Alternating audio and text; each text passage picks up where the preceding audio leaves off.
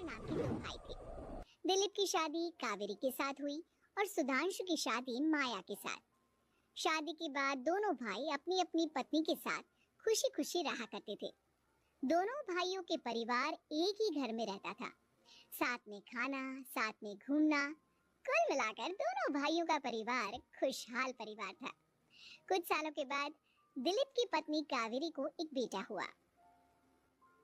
भैया, आज मैं बहुत खुश हूँ, चाचा बन गया हूँ मैं। हाँ भाई साहब, इस बच्चे के घर में आने से तो रौनक आ गई है। मैं सबको बताऊंगी कि मैं तो चाची बन गई हूँ, चाची। तुम दोनों कितने अच्छे हो। हमारे बच्चे के आने से ऐसे खुश हो रहे हो जैसे ये बच्चा तुम्हारा ही हो।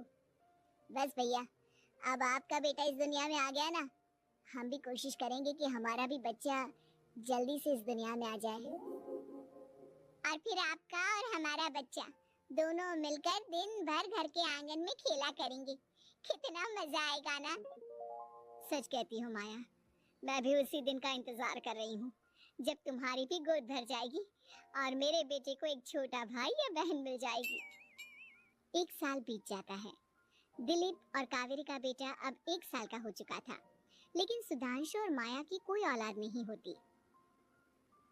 माया, लगता है कि हमारी जिंदगी में बच्चे का सुख ही नहीं है। ऐसा क्यों कहते हैं? दिलीप भाई साहब का बेटा भी तो हमारा ही बेटा है ना। तुम्हारी बात बिल्कुल ठीक है माया, लेकिन फिर भी हमारा खुद का एक बच्चा होता तो कितना अच्छा होता। हाँ, कावेरी भाभी भी हमेशा कहती हैं उन्हें अपने बेटे के लिए एक छोटा भाई या बहन चाहिए। लेकिन देखिए ना, हमारी तो किस्मत ही कितनी खराब है। हमारे तो सारे ट्रीटमेंट भी फेल हो चुके हैं। डॉक्टर ने भी साफ साफ कह दिया है कि तुम कभी माँ नहीं बन सकती। वही तो सुधांशु, बहुत बुरी किस्मत है हमारी। लेकिन माया, हम अपनी किस्मत को इतना क्यों कोस रहे हैं? हम दिलीप भाई साहब के बेटे को अपने बेटे की तरह ही प्यार कर सकते हैं ना। हाँ जी, बिल्कुल सच कहा। मैं भी वैसा कर सकती हूँ, चाची हूँ। उसे छोटी माँ का प्यार नहीं दूंगी क्या? कुछ दिनों के बाद दिलीप का एक दोस्त दिलीप से मिलने के लिए आता है। अरे क्या बात है दिलीप, बधाई हो बधाई। और घर तो काफी बड़ा है तुम्हारा। वैसे तुमने अपने बेटे के बारे में क्या सोचा है? भैया, और क्या सोचेंगे, बस उसे पढ़ा लिखा कर अफसर बनाएंगे, उसकी पढ़ाई पर खर्च करेंगे। अरे भाभी, आपकी तो इतनी सारी प्रॉपर्टी है, आपको किस बात की चिंता?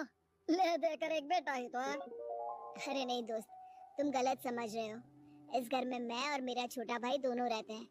इस घर का आधा हिस्सा मेरे छोटे भाई का है।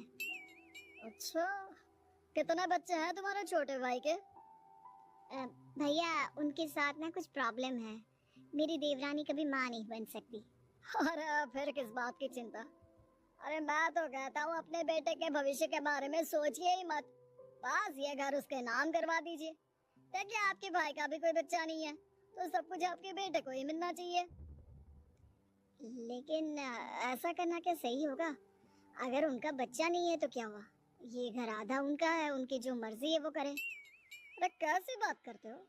उनकी कोई औलाद नहीं है, वो क्या करेंगे प्रॉपर्टी अपने नाम रखकर?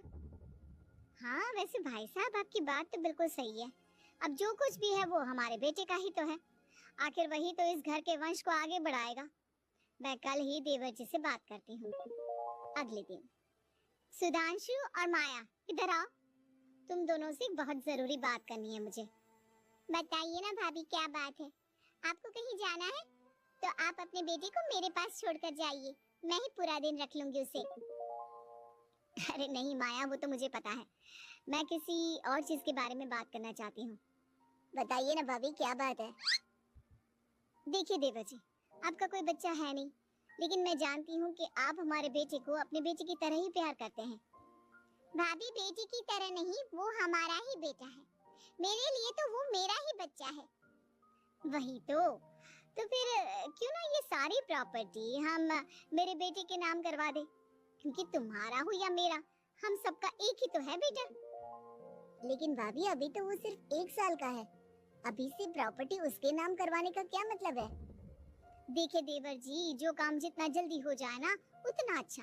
आने वाले वक्त का क्या भरोसा। भाभी भरोसा क्यों नहीं, हम तो हमेशा आपके बेटे को माँ बाप की तरह ही प्यार करेंगे। हाँ, लेकिन फिर भी मैं चाहती हूँ कि ये सारी प्रॉपर्टी मेरे बेटे के नाम हो जाए। अब मुझे नहीं लगता तुम दोनों को इसमें कोई भी परेशानी होगी, है ना?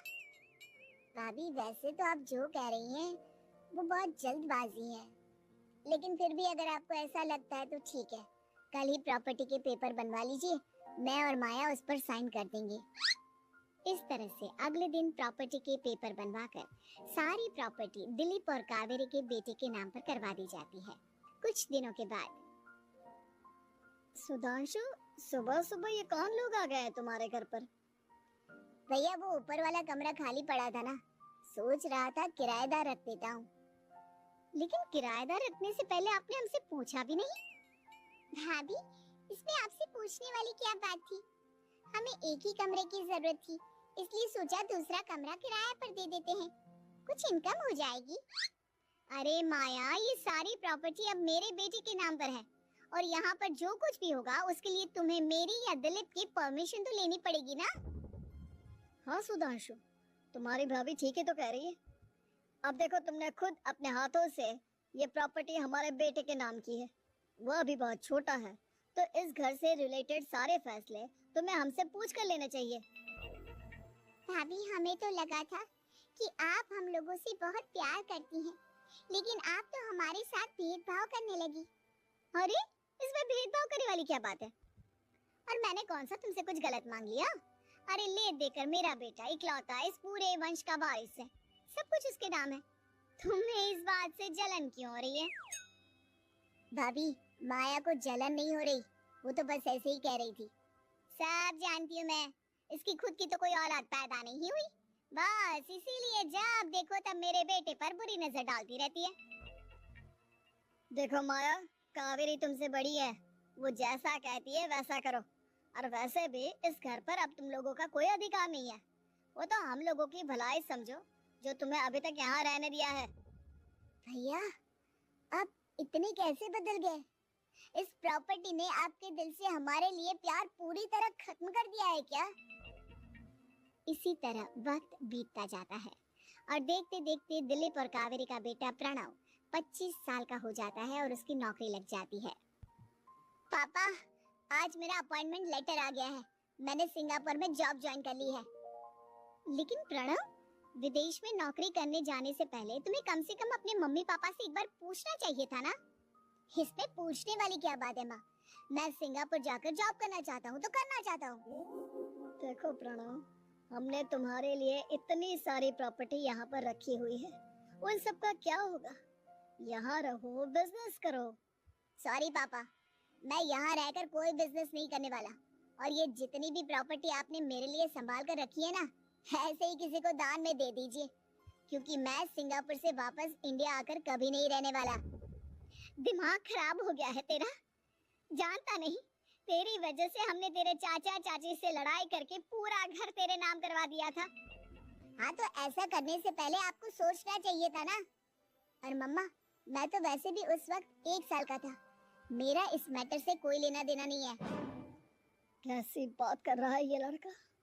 अरे तेरी वजह से अपने छोटे भाई से दुश्मनी लेकर बैठा हूँ मैंने तो उसे घर से भी निकाल दिया। जानता नहीं तू, बाजू वाले घर में एक छोटा सा कमरा किराए पर लेकर रहते हैं तेरे चाचा चाची, और ये सब मैंने तेरे लिए किया।